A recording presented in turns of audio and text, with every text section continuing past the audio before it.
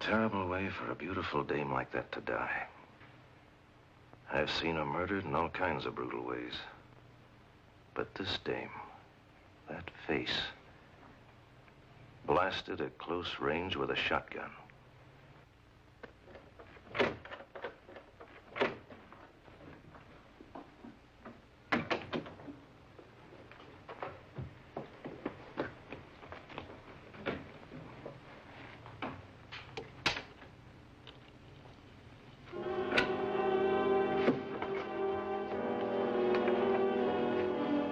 Danny, what are you up to? You scared the life out of me. I thought you were through investigating the place. That doesn't give you any right to be here. How'd you get in, with a pass key? Yeah. Being the janitor's son. I was just going over her records. What's that you're playing? I guess Laura was playing it the night she died. It was her favorite. Gee, Mr. McPherson, why would anyone want to kill a swell girl like Laura Howe? I don't know, Danny. That's what I'm here to find out. If I catch him, You thought a lot of her, didn't you? Not a lot of her. Thought as much as her as my own Ma. She always had time for me. Ma's always so busy. Not Laura. She was never too busy for me. I'm sorry for you, Danny. You know something? I think I would have liked her, too. Everybody did. But there was only one thing I didn't understand about her. No, two things. What are they? Mr. Lydecker and Mr. Carpenter. What about them? I never knew what she saw in those two squares. You don't like them? No. Jealous? Nah. But I sure didn't want her to marry that slug Carpenter. And as for that Drip Lydecker... Mr. Drip Lydecker to you, sonny. What were you saying, my midget friend? Well, I mean it. She was too good for you. That is a matter of opinion. Hello, Lydecker. How do you do? The flesh is still warm, and they sit here ghoulishly playing one of her records. It was the last record she played. She liked it. An unfortunate weakness in one whose taste was otherwise flawless. Those of us who loved her prefer to cherish the memory of a gracious soul. What brings you here, Mr. Lydecker? Precisely the question I was about to ask you. Didn't I read that the constabulary had evacuated the premises? You haven't answered my question. I was curious to see the devastation that usually follows in the wake of the police. For the past 3 days, I've been sitting in my apartment shuddering at the thought of their heavy hands on her things. You're not writing your usual flowery column at the moment, Mr. Lydecker. Oh, you read it? I didn't say that. Is it perchance too literate for you? Frankly, too corny. Now I'd like to know what brings you here. I want to be of help to you, Mr. McPherson. There are some things about Laura that I alone knew. And if I may say so, to solve the puzzle of a woman's death, one must first resolve the mystery of her life. Well, that's pretty elementary, Watson.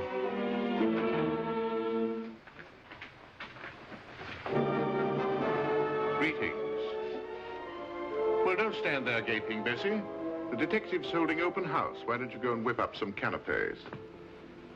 Bessie came up here with me to help me take inventory. Is that all right with you? Go right ahead. But nothing leaves the apartment till I'm through the case. Laura's sister wrote and asked me to take care of her things. Why you? Why not? As her fiancé, I'd be expected to, wouldn't I? I can still see her lying there. Bessie, be quiet, will you? I'd better get started on her things. See, Mr. Carpenter, can I have some of her records? Well, The vultures gather. Danny, you better run along now. We'll talk about the records in a few days. You make out a list of the ones you want, and we'll see what we can do about it. Shelby, as possible heir, it may interest you to know that the Ascot Galleries thinks they can sell this picture. I'm keeping it myself. I don't know why. The painter was so much in love with her that he lost all perspective. You were jealous of him. Laura thought enough of it to hang it in her living room. Does it look like her? Yes, it does, remarkably. Captures all her warmth and vitality. Nonsense. It makes her look like a willful, empty-headed jade. I resent that. She may have been spirited, but she was sane and thoughtful in everything she did. That's what I liked about her. What do you know about it? More than you think, even though I never met her. Second-hand omniscience, eh? Often more objective than first-hand contact. I've been looking at this dame for 3 days now. Been through her correspondence, checkbooks, bureau closets. I know her choice in food, liquor, clothes, and perfume. All adds up to one thing. She must have been quite a dame. Would you kindly refrain from referring to Laura as a dame? What would you call her? She was a woman of distinction, of great beauty and character. I'm sure of that. She must have been quite a dame, too. Seems to me that you're more interested in the victim than in the murderer. Could you come in and look at a few things, Mr. Carpenter? Yes. I wish he'd take it away. It violates my memory of her. Why? Why? I'll show you why.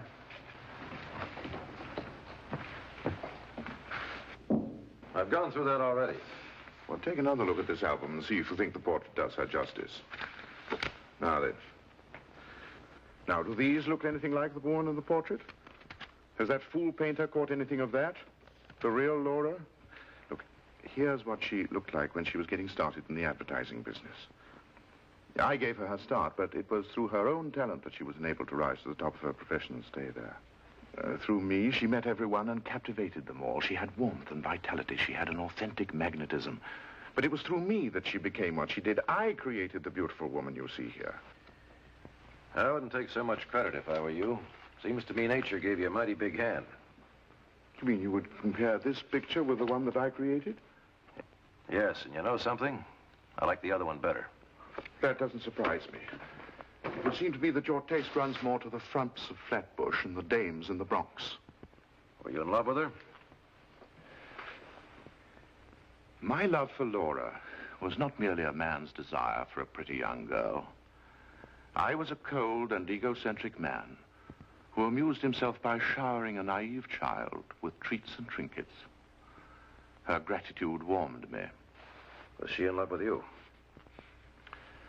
Alas, no. But she considered me to be the wisest, wittiest, and the most interesting man she'd ever met. I was in complete accord with her on that point. Macpherson, you wouldn't understand this, but I tried to become the kindest, gentlest, and most sympathetic man in the whole world. And, brother, did you fail?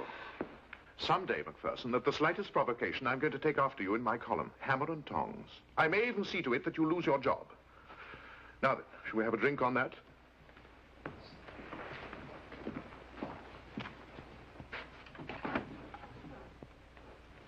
Well, Sherlock, a clue. A bottle of the cheapest bourbon. Where did this come from? The only bourbon that Laura ever used was Old Reserve. I put it there. Was this Miss Howe's? She wouldn't drink that awful stuff. And whose was it? I don't know.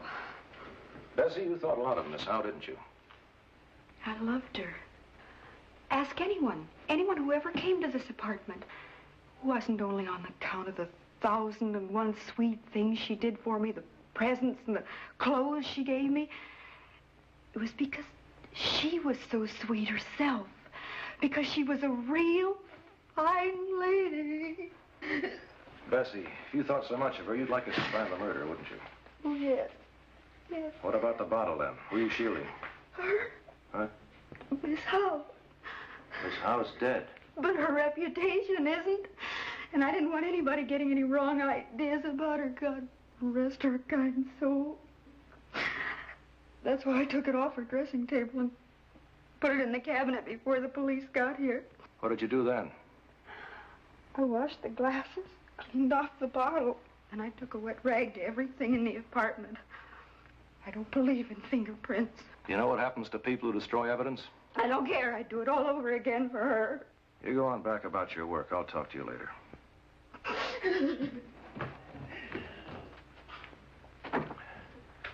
Ah, Shelby. Bessie's been revealing some interesting things about your fiancée. Apparently, I was not your only rival. What do you mean? She deserted us on Friday night to keep a tryst with someone in this apartment. Well, that's a malicious lie. Mute evidence. A bottle of the cheapest bourbon and 2 glasses by her. Cut it out, Lydecker. We have no proof of anything. So don't talk like that about her. Do you understand? My. I'm beginning to think that if Laura had lived, there would have been 3 of us in love with her. With the exception of the fact, Mr. McPherson, that had she lived, you would never have met her. You didn't exactly travel in the same circles, did you? Rather ironic, don't you think? I must remind myself to do a column on it sometime. Well, I think we could all do with a drink.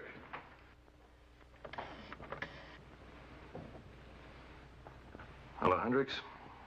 I'm up at the Howe place. You better get a man to tail Carpenter. Just left here. Ought to be over at the athletic club in about 10 minutes. Well, call headquarters and have another man take your place. Nothing much. So long. You suspect him? I suspect everyone, you included. But how exciting. I've never been a suspect before. I think I shall enjoy it. Well, I better be running along now. Will you put a tail on me, too, when I leave? That won't be necessary. Why not? I'm going to take a run over to your place with you. But whatever for? Oh, I don't know. Maybe I'd just like to see how the idle rich live. But, my good man, I have no time for such nonsense. I have an appointment. I must shave and bathe. That's fine. I'll scrub your back. This is an exact duplicate of the clock in her apartment, isn't it? Yes. And incidentally, the other clock belongs to me, too. There are several things in her apartment which belong to me, and I intend to get them back. If Shelby thinks for a minute that he or her sister's going to have them, he's sadly mistaken.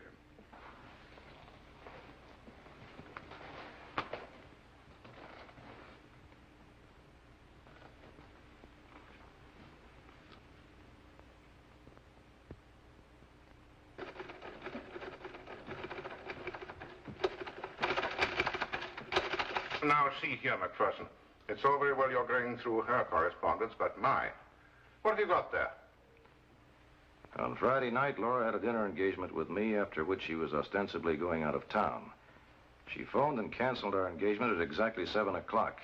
I ate a lonely dinner, then got into my tub to read. Well, why do you find that so interesting? I told you that the first time you questioned me. Yes, I know. But why did you write it down? Are you afraid you might forget it? I am one of the most widely misquoted men in America. When my friends do it, I resent it. From either Sergeant Schultz or yourself, I should find it intolerable. Now, why don't you go and pester Shelby for a change and leave me to my bathing? And by the way, I have a tip for you. It might interest you to know that Shelby collects shotguns. I've seen the collection. The warehouse records show the guns haven't been touched in over a year. There's a layer of dust on the cases. A man might have shotguns that he didn't keep in a warehouse. I doubt that Carpenter have the type that was used. Poor Laura. How ironic. If it was Shelby, to have discovered his treachery before she died. What do you suppose she saw in him, anyway? All of us who loved her pondered that mystery, but I suppose it was because she pitied him. Why? He was an alcoholic when she met him, down at the heels and couldn't hold a job. She managed to get him into her agency and straightened him out and helped him along. Hand me that towel, you. This one. And the robe.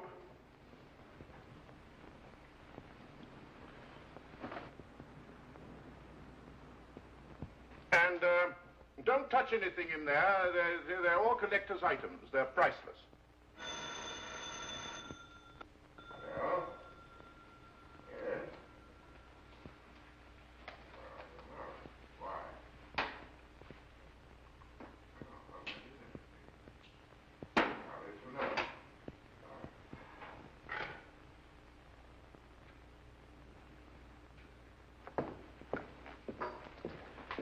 Why?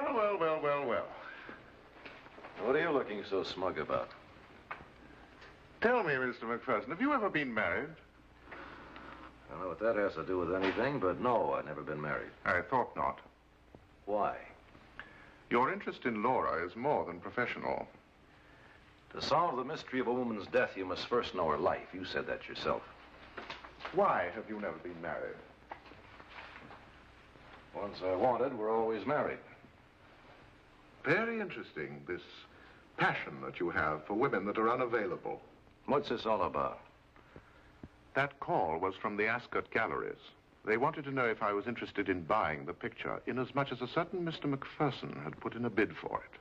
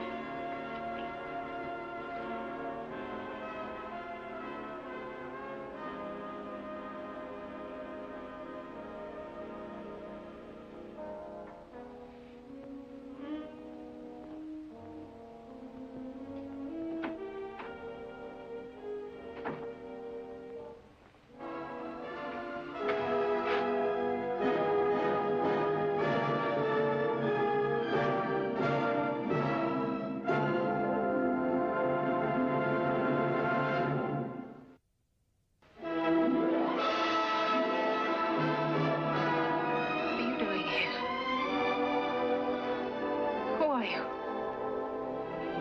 You're alive. If you don't get out of here at once, I'm going to call the police. You are Laura Howe, aren't you? Aren't you, Laura Howe? I'm going to call the police. I am the police. Mark McPherson. You all right? Well, yes. What's this all about? Don't you know? Didn't you? Haven't you read the papers? Don't you know what happened? No. Where have you been? My country place, we don't get a paper there. Haven't you got a radio? My radio was broken. Would you tell me what this is all about?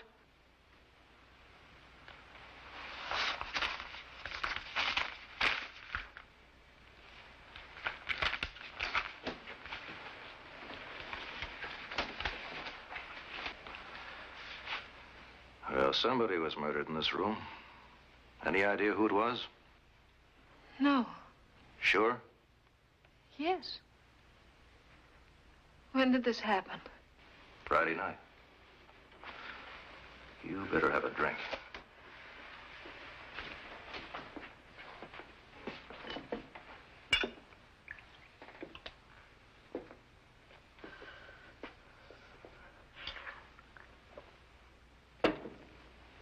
What are you going to do? Find out who was murdered. Then find the murderer. This is horrible. Do you feel up to answering any questions now? No, let me just get these things off first. Excuse me. Look, I found this hanging in my closet. It's Diane Redfern's dress. Who's Diane Redfern? One of our models. But it wasn't hanging there when I left. Has she ever stayed here? No.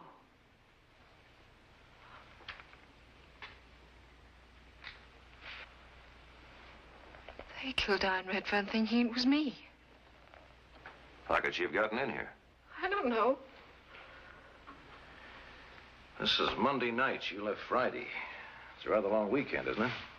Yes, I always go for a long weekend. What train did you take? 7:26 to Stonehurst. See anybody on the train? No. Then what? I got off the train at Stonehurst. See anybody you knew in the station? No. Go on. Well, I got off the train and I went to the garage where I kept my car. It's a private garage. Nobody saw me there either. And I drove home. You were there for 3 days. What'd you do? I read, worked in my garden. Didn't you go out in all that time? No, I had everything I needed at the house. No one came to see you? Nobody. The police were there Saturday. There was no one in the house. Oh, I went for a long walk on Saturday. I walked for a long time. You were to marry Shelby Carpenter this week. Thursday, if I'm not mistaken. Yes. Yet you went away just before your wedding for a long weekend to be alone. Yes, I was upset. What about? Well, Diane Redfern came to my office on Friday morning to tell me that she was in love with the man I was going to marry. It worried me, although I knew she meant nothing to Shelby. Did he have a key to the apartment? No, You're sure she meant nothing to him? absolutely nothing. She was found here in your apartment wearing your clothes. Doesn't that strike you as being odd? Did you suspect that he'd bring her here Friday night? How should I? He has no key. And I don't know that he brought her here. Neither do you. You merely assume it. Or other assumption is possible. You love this fellow Carpenter so much you'd risk your own safety to protect him? My safety? Are you suspecting me? The unfortunate position of having to suspect everyone.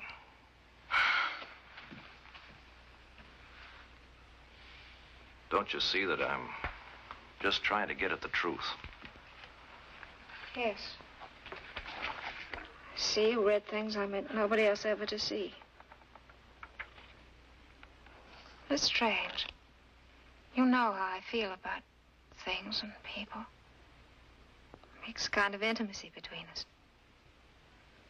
Yet I hardly know you. You hardly know me, that's right. But I know a great deal about you. If you could excuse me, I have some phone calls to make. Sorry, but I must ask you not to use the phone or leave the apartment. But shouldn't I let people know I'm alive? No. Oh, why? If someone was after you and they knew you were alive, they might try again. Oh. Well, am I under arrest? No. But if anything happens to you this time, I wouldn't like it. Well, I better say goodbye. I'll see you in the morning. Oh, one more thing. It'll save us a lot of unnecessary fencing. You went away to make up your mind about marrying Carpenter. What'd you decide? I decided not to marry him. I'll see you in the morning. And don't worry. Good night. Good night.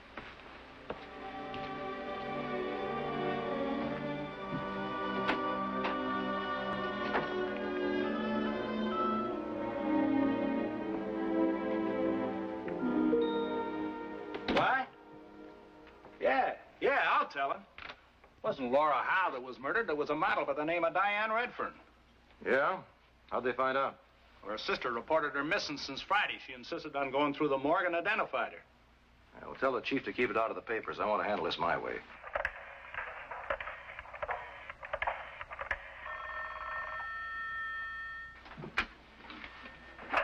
Hello? It's Laura. Don't say anything on the phone. Meet me right away in front of the Art Museum. I don't know better than to trust dames. Come on.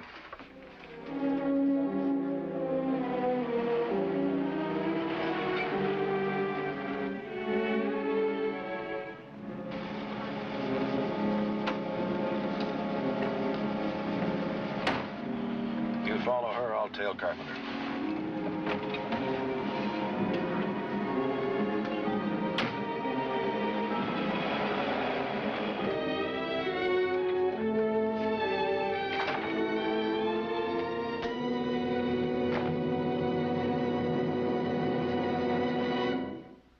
Taking it down or putting it away, Carpenter?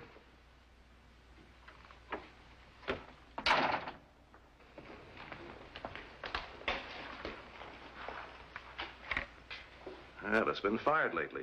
Yeah, he used it hunting the last weekend I stayed here. You know about guns, don't you? Yeah? Why didn't you clean it afterwards? Guess I forgot. These your initials? Yes. I gave the gun to Laura. For protection. She didn't want it, but I insisted. See, her house here is rather isolated. Did you teach her how to use it? No? Does she know how? I don't know. It never occurred to me to ask. You're a rather vague fellow, Carpenter. You haven't bought it lately, have you? Didn't just bring it back tonight. Look, you followed me here. You saw me come in. You ought to know. You realize the spot you're in, Carpenter? If you don't come clean, you'll find yourself under arrest for the murder of Diane Redfern. But I didn't kill her, and I wouldn't have taken her there if I'd known she... Come on, Carpenter, spill the rest of it. I know you took her there. If you didn't kill her, you better start talking here and now. You're in deeper than you think.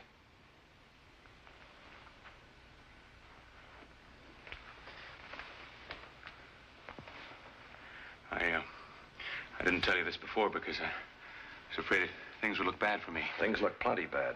So you better get it all off your chest. Laura kept a duplicate key to her apartment at the office. I went over and got it. I'd asked Diane Redfern to have dinner with me. I wanted to have it out with her once and for all. You see, she thought she was in love with me. You in love with her? No, I wasn't. Go on. When Diane got too upset to talk in public, we couldn't go to her place. She lived with her sister. I didn't want to take her to my hotel. So we bought a bottle and went to Laura's. We talked for a couple of hours, and then the doorbell started ringing.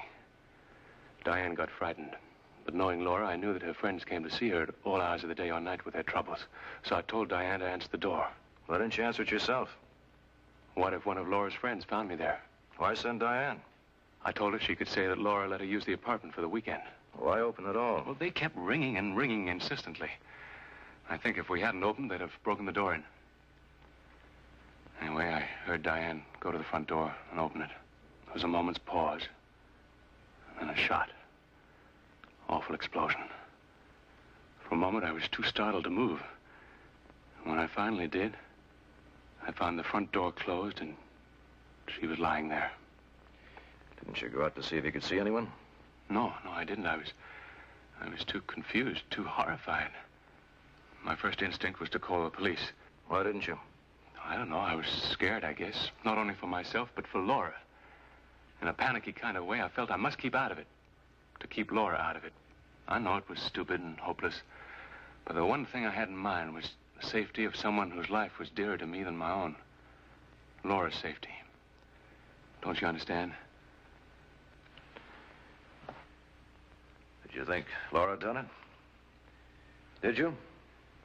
I don't remember what I thought. Do you think so now? No. On Saturday, when our men came to the hotel to tell you Laura was dead, you seemed sincerely shocked. I was. I hadn't expected that mistake. In the dark, I hadn't realized how mutilated she was. I mean, that anyone would mistake her for Laura. What did you and Laura talk about tonight? I told her the whole story. Just what I told you. She phoned you after she promised she wouldn't call anyone. What does she want?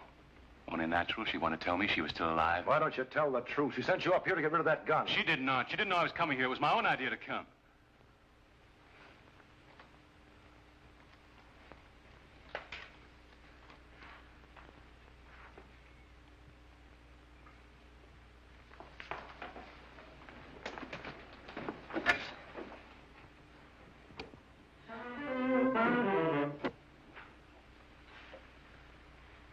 Works fine, doesn't it?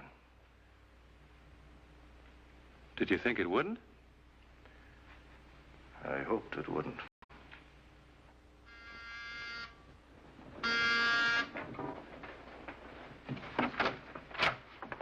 Oh, hello. Why did you break your word and go out to see Carpenter last night? You forced me to give my word. I never have been and never shall be bound by anything I don't do of my own free will. May I have a cigarette? Sorry. Diane Redfern was in love with Carpenter. You admitted that last night. I also told you he wasn't in love with her. I'll get it.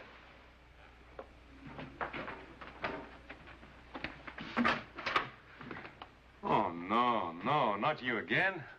Don't you ever take time off from your sleuthing? Hello, darling. How are you? So it's on again, is it? Do I have to get a permit from the police department to kiss my fiancée? So it made you change your mind. Speaking of changing one's mind, McPherson, I just came from seeing my lawyer. He tells me that anything I may have said last night was said under duress and can't be used against me. Besides, none of it was true. Smart lawyer you got. Maybe it was the one that brought Diane Redfern up here. If the detective will permit me to leave the room, I'll get us some coffee. I can't answer questions from my lawyer, McPherson. If you'd like his name and phone number... I'd like a lot more than that, Carpenter. I'd like a check.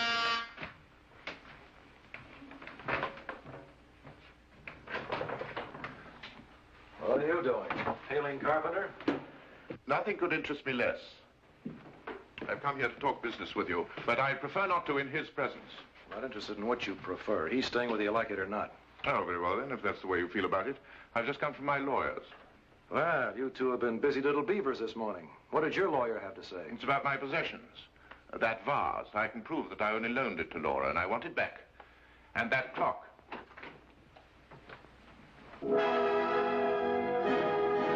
Waldo. Waldo.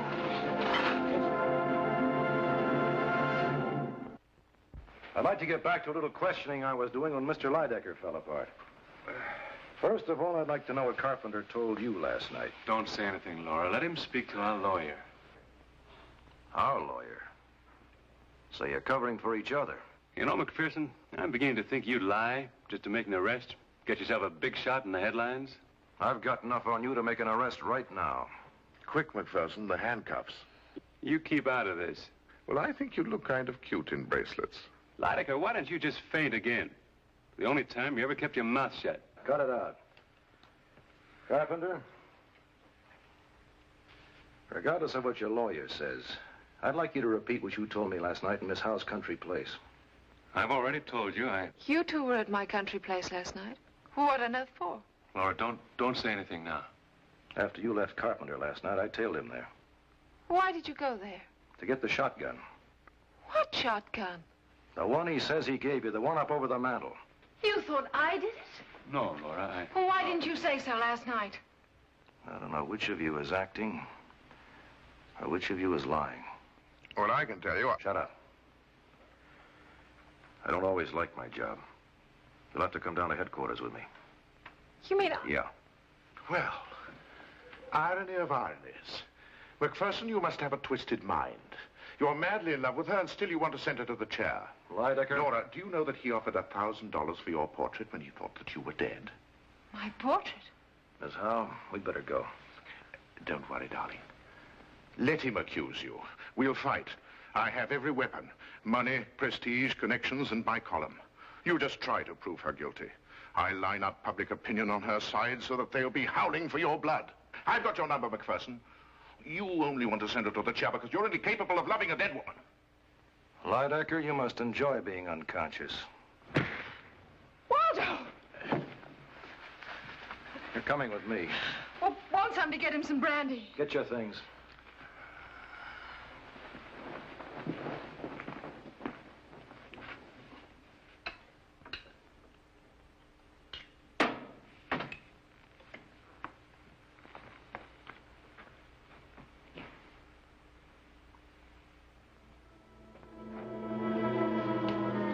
Sit down. I'll take care of this, Frank. You can leave.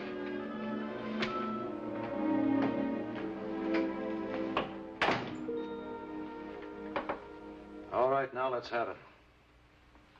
Look at me. What are you trying to do? Force a confession out of me? You've been holding out, and I want to know why. It'll go a lot easier if you tell the truth. What difference does it make what I say? You've made up your mind that I'm guilty. Are you? Don't tell me you have any doubt since you... Please, I can't. Do I have to have these lights in my face?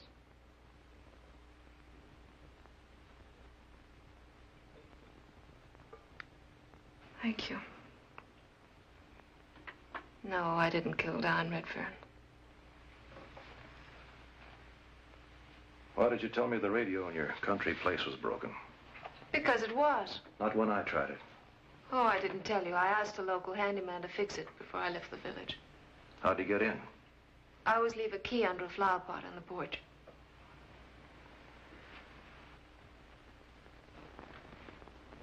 You're too intelligent to make up something I could check so easily.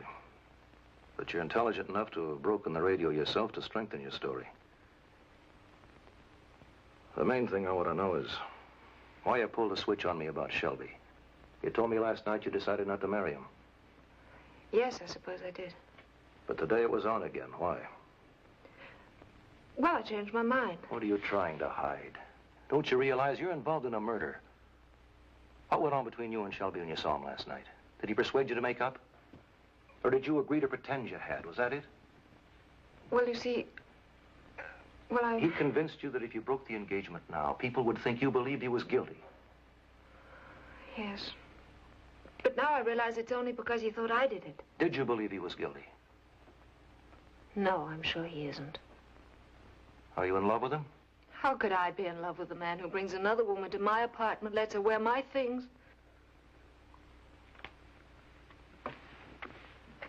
I'm sorry I had to bring you down here. But I was 99% certain of you, and I had to get rid of that 1% doubt. And I did. You see, I'd reached the point where I needed official surroundings. You satisfied now that I'm not guilty? Yes. And I apologize. Suppose you have a job to do. You're still a mystery to me, though. Oh? Well, for such a charming, intelligent girl, you certainly surround yourself with a remarkable collection of dopes. At the moment, I'm thinking of one whose initials begin with Waldo Lydecker.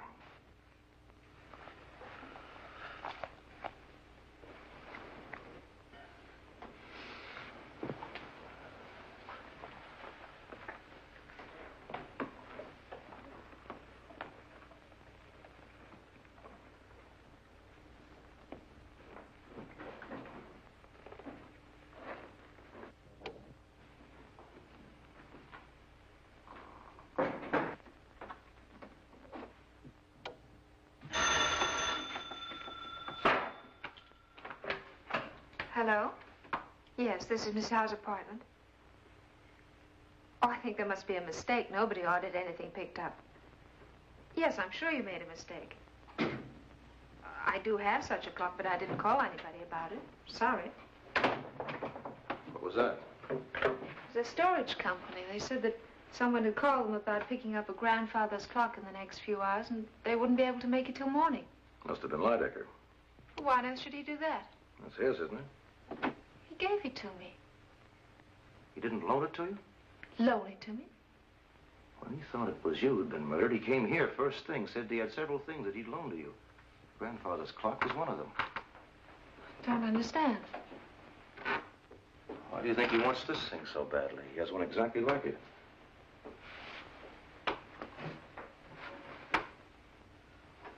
You know the combination on this? I didn't know it had one.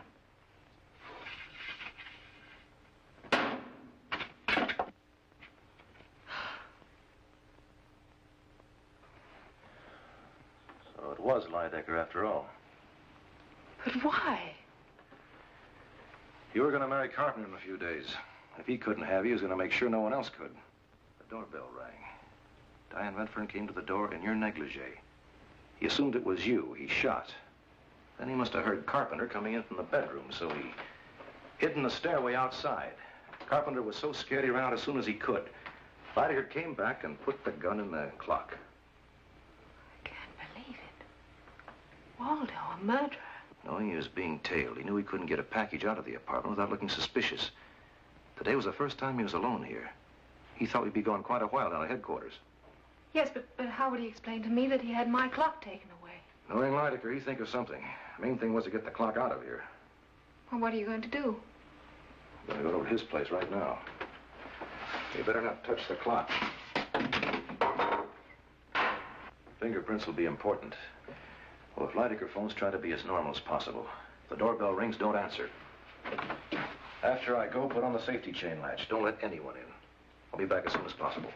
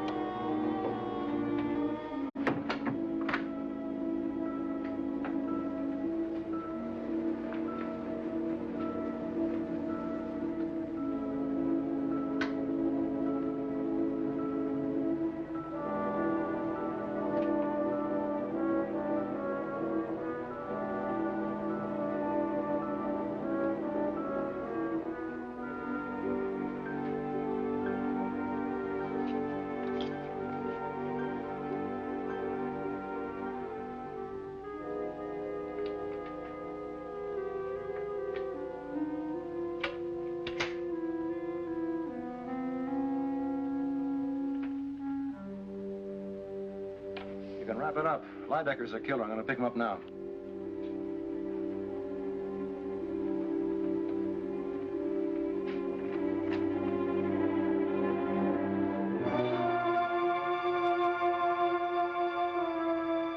Waldo. Yes, Laura. So that's the way it's going to be, is it? What do you mean? I'm never to have you, am I? Waldo. You were going to marry Shelby, and I couldn't stand that. No. Please listen to me. Although you're through with Shelby, I can see what's happening. What are you talking about? Do you think I'm going to leave you to be bored by a second-rate detective who thinks you're a dame? No, don't! You think I could bear the thought of him holding you in his arms, loving you and kissing you? Waldo, you're mad. You're insane. Maybe. But if I am, you've driven me to it. Macavity. Supposed to be treating Lydecker. I'm going to, when he comes out. You mean he's still in there? Come on. Waldo, if you've ever loved me, if you really loved me. If I really loved you. I've loved you more than life itself. Waldo, for the love of heaven. McPherson will find us together, as we'll always be. But he'll find us both dead. No! Laura! Laura! Laura, I love you. In life, I could not have you. In death, you will be mine forever.